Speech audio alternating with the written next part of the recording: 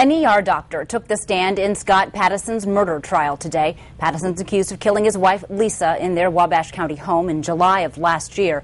News Channel 15's Chris Hopper was the only local reporter in the courtroom again today and has more on the doctor's testimony. Well, earlier today we heard some pretty eerie testimony from the emergency room doctor who worked on Lisa Pattison.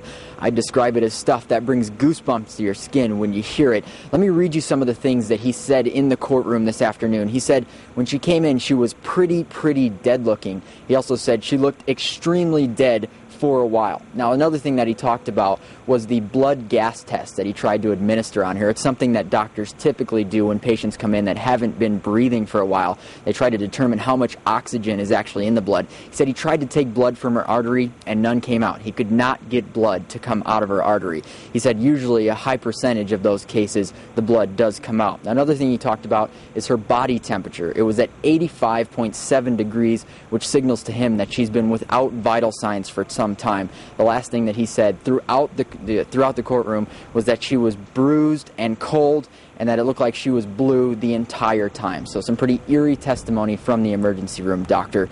We also heard a little bit about the weight bench today. They had somebody from the company that makes that machine come in and talk about it and describe it to the jury. I'll have that for you coming up at 6. And as we said before, I'm the only reporter who's been inside the courtroom for the duration of the trial, and we're the only station that will be covering this from beginning to end. So continue to look for our reports each day throughout the day on Wayne.com. But for now, reporting in Wabash, Chris Hopper, News Channel 15.